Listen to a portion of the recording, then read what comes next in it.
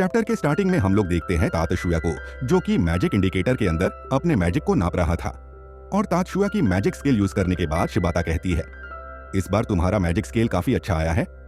जिसपे तातशुया कहता है, हाँ 3 बार लगातार इस्तेमाल करने के बाद अब जाके स्केल थोड़ी अच्छी आई है। उसके बाद शिबाता तातशुया से कहती है कि ये कितना अच्छा होगा ना अगर तुम अपने मैजिक को भी अच्छे से इस्तेमाल कर पाओ। तुम्हारी रॉ स्ट्रेंथ इतनी ज्यादा पावरफुल है, और अगर तुम्हारा मैजिक भी पावरफुल हो गया तो तुम्हें कोई नहीं रोक पाएगा। और तुम इतने स्मार्ट हो कि तुम अपने मैजिक को भी काफी अच्छे से इस्तेमाल करते हो। जिस पर तातशुया कहता है कि आखिर तुम्हें ये कैसे पता। तो शिबाता कहती है, जब तुमने अपना पहला अटेम्प्ट दिया तो तुम्हारी मैजिक की स्पीड काफी ज्यादा कम थी, लेकिन तुमने एक ही बार में सीखा और दूसरी बार में अपनी स्पीड को बढ़ा दिया, और तीसरी बारी में तो तुम्हारी स्पीड बिल्कुल प्रोफेशनल मैजिशियन की तरह हो गई थी। इसलिए मुझे लगता है कि तुम अपने मैजिक के ऊपर काफी अच्छा कंट्रोल पा सकते हो। ये बात सुन के तातशुया शिबाता से कहता है कि तुम्हारी आंखें तो काफी शार्प हैं। और इसी के साथ तातशुया शिबाता को एक मैजिक एग्जांपल देता है। जब भी हम किसी अंडे को जादू की मदद से उठाने की कोशिश करते हैं, तब हम उसके ऊपर एक से ज्यादा मैजिक यूज करते हैं, और अगर हम ऐसा नहीं करते तो उसके गिरने के चांस काफी ज्यादा होते हैं। लेकिन लड़ाई में ऐसा नहीं है। लड़ाई के दौरान हम लोग बिना सोचे समझे सामने वाले के ऊपर हमला करके उसे हराने की सोचते हैं, ये सोचे बिना कि हमारा मैजिक कितना इंप्रूव हुआ है। हम बस उसके ऊपर हमला करके उसे हराना चाहते हैं। लेकिन मैं लड़ाई के दौरान एक से भी ज्यादा मैजिक का इस्तेमाल करने की सोचता हूँ, ताकि मैं इंप्रूव हो सकूं। ये बात सुन के शिबाता कहती है, ये तो कमाल का है। मतलब तुम 5 स्पेल को एक साथ इस्तेमाल करते हो। जिसपे तातशुया हाँ कहता है। और इसी के साथ तातशुया शिबाता से कहता है कि आखिरकार तुम मैजिक को क्यों सीखना चाहती हो। जिसपे शिबाता कहती है कि मैं मैजिक को इसलिए सीखना चाहती हूँ ताकि मैं इस मैजिक की मदद से अपनी आंखों की शक्तियों को और बढ़ा सकूं, और फिर मैं इन आंखों की मदद से और भी ज्यादा पावर को गेन कर पाऊं। और शिबाता की इन्हीं बातों के साथ हमारा सीन चेंज हो जाता है, जहां पे हम तातशुया और मीबू को देखते हैं। मीबू तातशुया से कहती है, मैं स्कूल की सारी डिफिकल्टीज को हटा देना चाहती हूँ तातशुया, लेकिन ये मैं तुम्हारे बिना नहीं कर सकती। मुझे इसमें तुम्हारा साथ चाहिए। जिसपे तातशुया कहता है कि आखिरकार तुम कहना क्या चाहती हो, क्या तुम इसे थोड़ी आसान भाषा में एक्सप्लेन कर सकती हो। मीबू कहती है कि मेरे कहने का मतलब है कि हम दोनों को एक साथ हो जाना चाहिए। अगर तुम मेरे साथ रहोगे तो मैं कुछ भी कर सकती हूँ। जिसपे तातशुया कहता है, मेरे पास इन सब चीजों के लिए समय नहीं है। और ये कहने के बाद तातशुया वहां से चला जाता है, और इसी के साथ हमारा सीन चेंज हो जाता है, जहां पे हम तातशुया को कैंटीन में देखते हैं। तभी माइक में अनाउंसमेंट होती है कि जब तक हमारी मांगे पूरी नहीं होगी, हम इस क्लास को हाईजैक करके रखेंगे। हमारी मांगे पूरी करो। और ये सब सुन के तातशुया वहां से उठ के चला जाता है, और इसी के साथ हमारा सीन चेंज हो जाता है, और हम लोग देखते हैं प्रेसिडेंट और मारी को। और कुछ देर में वहां पे तातशुया और मियुकी भी आ जाते हैं, जिन्हें देख के मारी तातशुया से कहती है कि तुम लेट हो तातशुया। जिस पर तातशुया कहता है, हाँ मैं जानता हूँ, लेकिन ये समय ये सब बातें करने का नहीं है। अब ये बताओ, क्या तुम्हारे पास कोई प्लान है उन लोगों को रूम से बाहर निकालने का। जिस पे मारी कहती है, नहीं मेरे पास उन्हें रूम से बाहर निकालने का कोई प्लान नहीं है। और साथ ही में मारी कहती है, उन लोगों ने मास्टर की से गेट को भी लॉक कर रखा है। ये सुन के तातशुया सर जिनमोनजी से कहता है, आखिर तुम्हारा इस पर क्या कहना है। जिनमोनजी कहता है, हमें इस वक्त कोई भी फैसला जल्दबाजी में नहीं लेना चाहिए। हमें सोच विचार करने के बाद ही कोई फैसला लेना चाहिए। और ये सुन के तातशुया को एक आइडिया आता है, और वो मीबू को कॉल करता है और कहता है कि मुझे पता है मीबू तुम अंदर ही हो और ये सब तुम ही करा रही हो, तो तुम बाहर आ जाओ। हम लोग तुम्हारी मांगों को पूरा कर देंगे, और हमें ऐसा लगता है कि तुम्हारी मांगे जायज हैं, कुछ गलत नहीं है। और तातशुया के मुंह से ये सुनने के बाद मीबू दरवाजा खोल देती है। पर जैसे ही वो दरवाजा खोलती है, कमिटी के सारे मेंबर्स मीबू के सारे साथियों को पकड़ लेते हैं। और ये सब देखने के बाद मीबू तातशुया का कॉलर पकड़ के कहती है, मुझे ऐसा लगा था तातशुया कि तुम इनकी तरह नहीं होगे, लेकिन तुमने मुझे धोखा दिया है। मीबू की ये बात सुन के जिनमोनजी कहता है, ऐसा नहीं है, हमने तुम्हारी रिक्वेस्ट सुन ली है और हम उस पे जल्दी से जल्दी एक्शन भी लेंगे। और मिस्टर जिनमोनजी के ये कहते के साथ हमारा सीन चेंज हो जाता है, और हमें तातशुया मियुकी प्रेसिडेंट को दिखाया जाता है, जहां पे तातशुया प्रेसिडेंट से पूछता है कि सच में डिसिप्लिन कमेटी के लोग मीबू की बात पे एक्शन लेंगे। जिस पर प्रेसिडेंट कहती है कि मीबू का मानना है कि डिसिप्लिन कमेटी के मेंबर्स सारे ब्लूम से भरे हुए हैं, और ब्लूम्स अपने आप को हमेशा से महान मानते आए हैं, और वो हमेशा से वीड्स को नीचा दिखाने की कोशिश करते हैं। और मीबू चाहती है कि सभी लोगों के साथ एक समान व्यवहार हो, ना कोई वीड हो और ना ही कोई ब्लूम हो। और बात रही मीबू की, इस बात पे एक्शन लिया जाएगा, नहीं तो इसके ऊपर आज शाम को एक डिबेट होने वाली है डिसिप्लिन कमेटी में। और इसी के साथ हमें स्कूल का सीन दिखाया जाता है, जहां पे सभी बच्चे बात कर रहे थे कि डिबेट में आखिर क्या होने वाला है। कुछ बच्चे ये कह रहे होते हैं कि मीबू सही कह रही है, हमें किसी के साथ भी भेदभाव नहीं करना चाहिए। वहीं जो दूसरी तरफ ब्लूम लोग होते हैं वो कहते हैं वीड वालों के साथ सही बिहेवियर हो रहा है, उन्हें जादू बादू तो आता नहीं, हम लोग उनसे सुपीरियर हैं, उनके साथ सही बिहेवियर हो रहा है। और इन्हीं बातों के बीच हम लोग देखते हैं शिबाता को, जो कि एक चश्मे वाले आदमी से बातें कर रही थी। पर इसी बीच शिबाता को बातें करते हुए ताताशुया देख लेता है और ताताशुया चश्मे वाले आदमी को देखते के साथ ये समझ जाता है कि ये वही लड़का है जिसने प्रीवियस एपिसोड में ताताशुया के ऊपर हमला किया था। और ये सोचते हुए ताताशुया शिबाता से पूछता है, कैसी हो तुम शिबाता? शिबाता कहती है, मैं तो बिल्कुल ठीक हूँ ताताशुया। और वो चश्मे वाला पर्सन ताताशुया को देख के शिबाता से कहता है, शिबाता मुझे कुछ काम है, मुझे यहाँ से जाना चाहिए। और ये कह के वो चश्मे वाला पर्सन वहाँ से चला जाता है। और उस पर्सन के जाने के बाद ताताशुया शिबाता से पूछता है कि वो कौन था। तो शिबाता बताती है कि वो केंडो टीम का लीडर है और उसके पास मेरे जैसे ही पावर्स हैं, उसकी आंखें भी काफी ज्यादा तेज हैं। ये सुन के ताताशुया कहता है, हाँ मैंने देखा, उसने चश्मा भी लगा रखा था तुम्हारी तरह। और तभी ताताशुया अपने मन में कहता है, सेम पावर लाइक शिबाता। और इसी के साथ हमारा सीन चेंज होता है, जहां पे हम ताताशुया और मियुकी को देखते हैं, जो कि अपने मास्टर के पास बैठे हुए थे।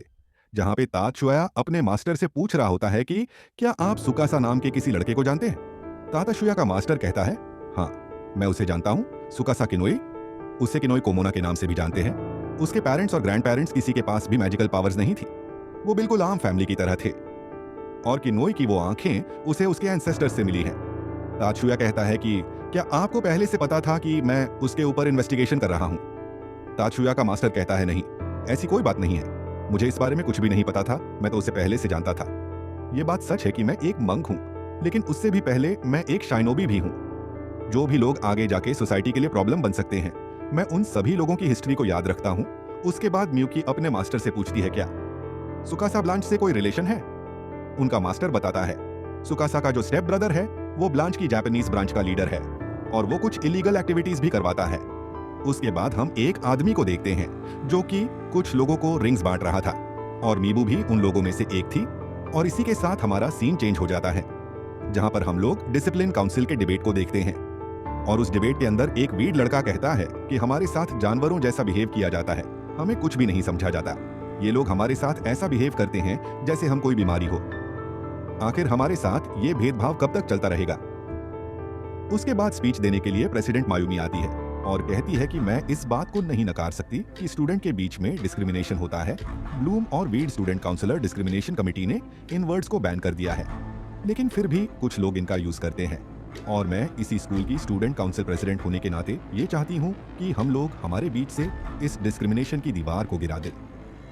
और चाहे कोर्स 1 हो या फिर कोर्स 2, आखिरकार हम लोग इसी स्कूल के स्टूडेंट्स हैं और हमारे लिए वो वक्त ज्यादा मायने रखता है जो हम लोग यहाँ पे बिता रहे हैं, क्योंकि हम लोग यहाँ पे मिलके जो भी प्रेशियस मेमोरीज बनाएंगे वो हमें हमेशा याद रहेंगी। और ये बातें सुन के सभी लोग तालियां बजाने लगते हैं, लेकिन तभी अचानक से स्कूल के ऊपर अटैक हो जाता है, जिसकी वजह से स्टूडेंट काउंसिल में हड़कंप मच गया था और सभी लोग इधर से उधर भाग रहे थे। और इसी बीच हम देखते हैं एक poisonous smoke grenade student council के बीच में आके गिरता है, लेकिन उसी समय हांजो अपने मैजिक का यूज करके उस ग्रेनेड को बाहर फेंक देता है। हांजो का क्विक रिस्पांस देख के ताताशुया काफी इंप्रेस होता है, लेकिन हांजो उसे इग्नोर करता है। उसके बाद काफी सारे टेररिस्ट अंदर आने लगते हैं, लेकिन मारी एक ही बारी में उन्हें रोक देती है। ताताशुया कहता है, MID फील्ड, क्या इसमें अभी गैस मास्क की हवा की जगह नाइट्रोजन को भर दिया है? और वो उससे भी काफी इंप्रेस होता है। उसके बाद हम देखते हैं कि बाहर काफी खतरनाक लड़ाई चल रही है और एक पर्सन स्कूल के ऊपर एक रॉकेट लॉन्चर छोड़ता है। ताताशुया मारी से कहता है, मैं बाहर की स्थिति को हैंडल करने जा रहा हूं। तभी मियुकी कहती है कि मैं भी चलूंगी। मारी कहती है, ठीक है, तुम लोग अपना ध्यान रखना। और ये चैप्टर यहीं पे एंड हो जाता है। चैप्टर 7 के स्टार्टिंग में हम लोग देखते हैं लियोनहार्ड को, जो कि टेररिस्ट से लड़ रहा होता है। तभी एक टेररिस्ट पीछे से उसके ऊपर हमला करने ही वाला होता है, लेकिन तभी मियुकी उसे बचा लेती है। और उसके बाद लियोनहार्ड, ताताशुया और बाकी लोग एक जगह पे आके मिलते हैं और वहां पे एरिका बताती है, इन सभी टेररिस्ट में से एक टेररिस्ट मीबू भी है और ये सारे लोग मिलकर लेबोरेटरी पर कब्जा करना चाहते हैं। साथ ही में वहीं पर खड़ी हुई डॉक्टर इस बात का खुलासा करती है कि ये जो बाहर टेररिस्ट है, ये सारे के सारे सिर्फ ध्यान भटकाने के लिए है। असल में जो असली टेररिस्ट है वो तो स्कूल के अंदर पहुंच भी चुके हैं और ये सब वो मीबू की मदद से कर पाए हैं। और साथ में डॉक्टर कहती है कि अगर हो सके तो मीबू को माफ कर देना, वो सिर्फ नादानी में ये सब कर रही है। ये सुन के ताताशुया कहता है कि क्या आप मुझे अच्छे से समझा सकते हैं कि आखिरकार हुआ क्या है? ये सुन के डॉक्टर कहती है, असल में मीबू पिछले साल की केंडो विनर थी और विनर बनने के बाद वो क्लास 2 में जाना चाहती थी, लेकिन उसके वीड होने की वजह से डिसिप्लिन कमेटी के लोग और बाकी लोगों ने उसे क्लास में नहीं जाने दिया और इसीलिए वो ये सब कर रही है। ये सुन के तात्सुया कहता है कि ये सब मैं कुछ नहीं जानता, मीबू ने एक बहुत बड़ी गलती करी है जिसकी सजा उसे मिलके रहेंगी। और ये कह के तात्सुया वहां से जाने लगता है। तभी तात्सुया के पीछे से लियोनहार्ट कहता है कि तुम कुछ ज्यादा ही रूड नहीं बन रहे हो तात्सुया। ये सुन के तात्सुया लियोनहार्ट से कहता है कि सिंपैथी दिखाने के लिए शुक्रिया, लेकिन मैं नहीं रुकने वाला। और ये कह के तात्सुया, एरिका, मियुकी और लियोनहार्ट आगे बढ़ने लगे, जहाँ पे लियोनहार्ट तात्सुया और एरिका को प्रोटेक्ट कर रहा होता है और कवर दे रहा होता है। और इसी बीच एरिका देखती है कि लियोनहार्ट वॉइस कमांड से अपने CAD डिवाइस को यूज कर सकता है और ये देख के वो तात्सुया से पूछती है कि आखिरकार ये मैजिक स्पेल क्या है। तो तात्सुया कहता है कि लियोनहार्ट असल में 10 साल पुराना फाइटर है और वो सभी वीड्स में सबसे ज्यादा ताकतवर है। और ये सब कहते हुए लियोनहार्ट तात्सुया से कहता है कि हम सब लोग लेबोरेटरी की तरफ जा रहे हैं, तुम बाहर के सभी टेररिस्ट्स को संभाल लेना। जिस पे लियोनहार्ट कहता है कि शौक से तुम लोग आराम से जाओ, मैं इन सबको संभाल लूंगा। और इसी के साथ हम लोग अगले सीन में देखते हैं तात्सुया, एरिका और मियुकी को, जो कि स्कूल के अंदर पहुंच चुके हैं और वहां पे तात्सुया अपने मैजिक स्पेल का यूज करके इस स्कूल के अंदर के सारे टेररिस्ट को देख रहा होता है। और तात्सुया की ये पावर देख के एरिका कहती है, ये तो लाजवाब है, तुम्हारी ये नेविगेटर स्किल काफी ज्यादा खतरनाक है, हम इसकी मदद से किसी भी टेररिस्ट को कहीं पे भी पकड़ सकते हैं। और इसी बीच में मियुकी कहती है, आखिरकार ये सारे टेररिस्ट्स रीडिंग रूम में क्या कर रहे हैं। तात्सुया कहता है, ये लोग जरूर मैजिक यूनिवर्सिटी के इंपॉर्टेंट डॉक्यूमेंट्स चुरा रहे होंगे। तभी एरिका जाती है और कुछ लोगों के ऊपर हमला करके उन्हें नीचे गिरा देती है। तभी वहां पे एक और लड़का आ जाता है और एरिका उससे भी लड़ने लग जाती है। एरिका कहती है, इन्हें तुम मेरे ऊपर छोड़ दो। तात्सुया कहता है, ठीक है। उसके बाद तात्सुया और मियुकी अपने मैजिक का यूज करके सेकंड फ्लोर पे आ जाते हैं। दूसरी तरफ हम लोग मीबू को देखते हैं, जिसके साथ कुछ टेररिस्ट लोग थे और वो लोग मिलकर यूनिवर्सिटी का डेटा चुरा रहे थे। वहीं पे मीबू सोच रही होती है कि मैं तो मैजिक से होने वाले डिस्क्रिमिनेशन को रोकना चाहती थी, लेकिन ये सब जो हो रहा है, क्या ये वही है जो मैं चाह रही थी। इसी बीच मीबू के साइड में खड़े हुए लोगों में से एक पर्सन कहता है, हमारा काम बस होने ही वाला है। पर तभी उस रूम का गेट खुलता है और वहां से तात्सुया और मियुकी आ जाते हैं, जहां पे तात्सुया उन लोगों की तरफ गन पॉइंट करके कहता है, तो क्या हाल है, अब तुम्हारा गेम यहीं पे खत्म हो चुका है। पर तभी वहां पे खड़ा हुआ एक आदमी अपनी गन निकाल के तात्सुया की तरफ पॉइंट करता है और कहता है कि मैं तुझे बताता हूं कि किसका गेम खत्म हुआ है। और ये कह के वो तात्सुया के ऊपर हमला करने ही वाला होता है। तभी मियुकी सामने आ जाती है और वो तात्सुया को बचा लेती है और अपने मैजिक स्पेल से उस बंदे के हाथ को जमा देती है, जिसके वजह से वो गन को इस्तेमाल नहीं कर पाता। उसके बाद मियुकी उस आदमी से कहती है कि तुम्हारी हिम्मत कैसे हुई मेरे भाई के ऊपर हमला करने की। उसके बाद तात्सुया मीबू को देख के कहता है कि मैं जानता हूँ मीबू, तुम्हारे साथ लोगों ने काफी गलत किया है, पर परेशानियां हैं किसके जीवन में नहीं होती, लेकिन इसका मतलब ये नहीं है कि तुम गलत का साथ देने लग जाओ। तात्सुया की बात पे मीबू कहती है, तो तुम क्या कहना चाहते हो तात्सुया, ये भेदभाव सही है? क्या तुम्हें पता भी है कि इस भेदभाव की वजह से मैंने क्या क्या झेला है? मेरा सपना था केंडो वॉरियर बनने का, लेकिन इस वीड और ब्लूम के भेदभाव के चक्कर में मैं कभी भी केंडो वॉरियर नहीं बन पाऊंगी। और सिर्फ इतना ही नहीं, ब्लूम वाले वीड्स को कीड़ा समझते हैं और ये सभी वीड्स के टैलेंट को दबाने की कोशिश करते हैं। मीबू की इस बात पे मियुकी कहती है, हाँ हम समझ सकते हैं मीबू, हमारे साथ भी कुछ ऐसा ही हुआ है। मीबू और मियुकी की बात के बीच में तात्सुया के ऊपर दो टेररिस्ट हमला कर देते हैं, पर तात्सुया एक ही झटके में उन्हें हरा देता है और इस मौके का फायदा उठाकर मीबू वहां से भाग जाती है। मीबू को देखकर मियुकी तात्सुया से कहती है कि आपने उसे भागने क्यों दिया, जिस पर तात्सुया कहता है कि कोई बात नहीं, वैसे भी नीचे एरिका है और एरिका पे मुझे पूरा विश्वास है कि वो मीबू को हिलने भी नहीं देगी। उसके बाद हम देखते हैं जैसे ही मीबू बाहर जाने की कोशिश करती है, रास्ते में उसे एरिका मिल जाती है और वो कहती है कि आखिरकार तुम कौन हो। एरिका कहती है, मेरा नाम है एरिका शिवा है, मैं क्लास 1 की स्टूडेंट हूँ। उसके बाद वो कहती है, और तुम जरूर साकिया मीबू हो ना। मीबू कहती है, तुम्हें इससे क्या लेना है? एरिका कहती है, नहीं बस मुझे सिर्फ कंफर्म करना था। उसके बाद वो एक लोहे की तलवार फेंकती है। मीबू कहती है कि मेरे रास्ते से हट जाओ। एरिका कहती है, तुम केंडो फाइटर हो ना, चलो फिर थोड़ी सी सीधे सोर्ड फाइट हो जाए, और वो उसके ऊपर हमला कर देती है। दोनों के बीच की लड़ाई शुरू हो जाती है और एरिका काफी स्पीड में अपनी जगह बदल बदल के उसके ऊपर हमला कर रही थी। मीबू कहती है, सेल्फ एक्सेलरेशन, ये सेम स्किल तो मेरे के पास भी थी। उसके बाद वो वापस से लड़ना शुरू कर देते हैं, लेकिन एरिका मीबू के हाथ से उसकी तलवार नीचे गिरा देती है। उसके बाद मीबू एरिका की दी हुई लोहे की तलवार उठाती है और कहती है, अब मैं तुम्हें अपनी असली पावर दिखाऊंगी। और इससे पहले मीबू कुछ करती, एरिका उसके ऊपर हमला करती है और एक ही बारी में उसे हरा देती है। दूसरी तरफ हम लोग देखते हैं कि लियोन हार्ट और डिसिप्लिन कमेटी के लोगों ने सारे टेररिस्ट्स और स्कूल के अंदर जितने भी धोखेबाज स्टूडेंट्स थे सभी को पकड़ लिया है। और इसी के साथ हमारा सीन चेंज हो जाता है। उसके बाद हम देखते हैं मीबू को, जो कि हॉस्पिटल के अंदर होती है, और जैसे वो अपनी आईज खोलती है वो सभी लोगों को अपने सामने पाती है। मीबू तात्सुया और बाकी सभी लोगों को बताती है कि कैप्टन साकुसा पूरे 1 साल से केंडो टीम को कन्विंस कर रहे थे मैजिक की वजह से होने वाले भेदभाव को हटाने के लिए, और मुझे भी धोखे से ब्लैंस के ऑफिस ले गए और ब्लैंस की जापान ब्रांच का लीडर उनका बड़ा भाई निकला। और जैसे ही मैंने स्कूल को ज्वाइन किया उसके कुछ ही समय बाद मुझे कोर्स 2 का स्टूडेंट होने की वजह से काफी ज्यादा भेदभाव झेलना पड़ा, और इसी वजह से मैं कैप्टन की बातों में आ गई। तात्सुया पूछता है कि तुम्हारे साथ किसने डिस्क्रिमिनेशन किया, वो कौन सा इंसिडेंट था? मीबू कहती है कि मैं मारी की मैजिक स्किल्स से काफी ज्यादा इंप्रेस थी, इसी वजह से मैंने इनसे पूछा कि क्या ये मेरी सोर्ड फाइटिंग की प्रैक्टिस के लिए मेरी ओपोनेंट बनके मुझसे फाइट करेंगी। मैं इनसे मेंटोरशिप चाहती थी, लेकिन उन्होंने काफी ज्यादा कोल्ड तरीके से मुझे मना कर दिया। मारी कहती है कि ऐसा सच में हुआ था। मीबू कहती है कि आपने मुझसे कहा था कि तुम मेरी बराबरी की नहीं हो, जाके किसी ऐसे पर्सन को ढूंढो जो कि तुम्हारे स्किल्स के बराबर हो, और मुझे ऐसा लगा कि आपने मुझसे ये इसीलिए कहा क्योंकि मैं सेकंड कोर्स की स्टूडेंट हूँ। मारी कहती है रुको, मुझे याद आ गया कि उस दिन क्या हुआ था, मुझे माफ करना, लेकिन मेरा इंटेंशन ऐसा बिल्कुल भी नहीं था। मैं ये कहना चाहती थी कि मेरी स्वाड स्किल तुम्हारे बराबर नहीं है। तुम्हें किसी ऐसे के साथ प्रैक्टिस करनी चाहिए जो तुम्हारे जितना ही ताकतवर हो। एरिका कहती है 1 मिनट रुको, तुम्हारे कहने का मतलब है कि तुमने मीबू के साथ प्रैक्टिस करने से मना इसलिए किया क्योंकि वो तुमसे ज्यादा स्ट्रांग है। मारी कहती है हाँ, भले ही मैं मैजिक के मामले में उससे ज्यादा स्ट्रांग हूँ, लेकिन मीबू ने केंडो की प्रैक्टिस कर रखी है और मुझे नहीं लगता कि मैं उसकी तलवारबाजी की एबिलिटी को थोड़ा सा भी टक्कर दे पाऊंगी। ये सब सुन के मीबू कहती है तो इसका मतलब ये सिर्फ और सिर्फ एक मिसअंडरस्टैंडिंग थी। मैं कितनी ज्यादा स्टूपिड हूँ, मैंने तुम्हें गलत समझ लिया और इसी वजह से मैं खुद को इतने समय से हेट कर रही थी और मैंने इन फालतू की बातों में अपना पूरा साल बर्बाद कर दिया।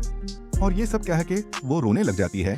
तात्सुया कहता है कि मुझे नहीं लगता कि ये सब कुछ एक वेस्ट था। जैसा कि एरिका ने तुम्हें देख के बताया कि तुम पहले से काफी ज्यादा स्ट्रांग बन चुकी हो और ये सब सिर्फ इसीलिए हो पाया क्योंकि तुमने अपने ऊपर काफी अच्छा काम किया है। और तात्सुया की ये सारी बातें सुनने के बाद मीबू तात्सुया को हग करके काफी ज्यादा रोने लग जाती है। अगले सीन में हम लोग देखते हैं कि तात्सुया सभी लोगों से कहता है कि अभी सबसे बड़ा क्वेश्चन ये है कि आखिरकार ब्लैंस के सारे मेंबर्स कहाँ पे गए। मायूमी तात्सुया से कहती है कि अब तुम ये मत कहो कि तुम उनसे लड़ने जा रहे हो। तात्सुया कहता है नहीं, तुमने गलत कहा क्योंकि मैं उन्हें पूरी तरीके से खत्म करने जा रहा हूँ। मारी कहती है कि ये डेंजरस हो सकता है, ये कोई स्टूडेंट के करने वाली चीज नहीं है। मायूमी भी कहती है कि हाँ, मैं भी इस चीज के अगेंस्ट हूँ कि हमें स्कूल के बाहर के मैटर्स को पुलिस को संभालने देना चाहिए। तात्सुया कहता है तो इसका मतलब क्या तुम मीबू को रॉबरी के अटेम्प्ट में जेल भिजवाना चाहती हो। जिनमोंजी कहता है कि हाँ, यह बिल्कुल सही पॉइंट है, इसी वजह से तुम पुलिस को इस चीज में इन्वॉल्व करना नहीं चाहते। लेकिन जाने से पहले एक बात ध्यान रखना, आखिरकार वो लोग टेररिस्ट हैं और मिस मारियो और मिस मायूमी कभी भी अपने स्टूडेंट्स की लाइफ को रिस्क में नहीं डालेंगे। तात्सुया कहता है हाँ, मुझे पता है और वैसे भी मैंने स्टूडेंट काउंसिल की हेल्प नहीं मांगी। जिनमोंजी कहता है तो तुम अकेले जाने वाले हो।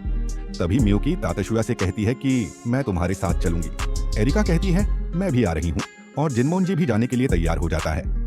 मीबू कहती है कि अगर तुम ये सब मेरे लिए कर रहे हो तो प्लीज ऐसा मत करो, मैं नहीं चाहती कि मेरी वजह से तुम्हें कुछ हो। तात्सुया कहता है कि मैं तुम्हारे लिए नहीं कर रहा हूँ, इसमें मेरी कम्युनिटी भी शामिल थी, इसी वजह से टेररिस्ट अगला टारगेट हमें बनाएंगे और जो भी चीज मेरी या फिर मियुकी की लाइफ में डिस्टर्बेंस पैदा करेगी मैं उसे खत्म कर दूंगा। उसके बाद वो लोग उनकी लोकेशन का पता लगाते हैं। तात्सुया कहता है हमें वहां तक कार से जाना पड़ेगा। मिस्टर जिनमोंजी कहते हैं कि उसका इंतजाम मैं कर दूंगा। मायूमी कहती है कि मिस्टर जिनमोंजी आप भी जा रहे हैं। जिनमोंजी कहता है कि 10 मास्टर प्लान का एक प्राउड मेंबर होने की वजह से मुझे जाना चाहिए। ये सुन के मायूमी कहती है कि मैं भी चलूंगी, लेकिन मारी कहती है कि स्टूडेंट काउंसिल प्रेसिडेंट होने की वजह से तुम इस स्कूल को ऐसे सिचुएशन में छोड़ के नहीं जा सकती। मायूमी कहती हाँ ठीक है, मैं समझ गई। उसके बाद हम अगले सीन में देखते हैं जब मिस्टर जिनमोंजी अपनी कार के पास जा रहा होता है तभी वहां पे किरिहारा आता है और वो कहता है कि मैं अभी आपके साथ चलूंगा। जिनमोंजी कहता है कि वहां पे जान का खतरा हो सकता है, मुझे ये बताओ कि तुम क्यों जाना चाहते हो। किरिहारा कहता है कि मुझे हमेशा से मीबू की तलवारबाजी पसंद थी, पर कुछ समय बाद उसके इंटेंशंस काफी ज्यादा बुरे हो गए और ये बात जान के मुझे काफी बुरा लगा। जिनमोन जी कहता है, तो क्या यही कारण था कि उस दिन तुम मैच के बीच में उसके ऊपर मैजिक से हमला करने वाले थे? क्रिहारा कहता है कि मैं ऐसा करना तो नहीं चाहता था, लेकिन मेरे अंदर थोड़ा सा गुस्सा था जो कि बाहर निकल गया। लेकिन अब जाके मुझे पता लगा कि उसके इंटेंशन ऐसे नहीं थे। कुछ लोगों ने उसे करप्ट बना दिया, उसका फायदा उठाया, और जिन्होंने उसका इस्तेमाल किया, मैं उन टेररिस्ट्स को सबक सिखाना चाहता हूँ, इसलिए प्लीज मुझे अपने साथ चलने दीजिए। और ये बात सुन के मिस्टर जिनमोनजी मान जाता है और उसे अपने साथ आने देता है। और ये चैप्टर यहीं पे एंड हो जाता है। और अगर आपने अभी तक चैनल को सब्सक्राइब नहीं कर रखा है तो सब्सक्राइब करें, और नेक्स्ट पार्ट देखने में इंटरेस्टेड हो तो कमेंट करके बताओ दोस्तों।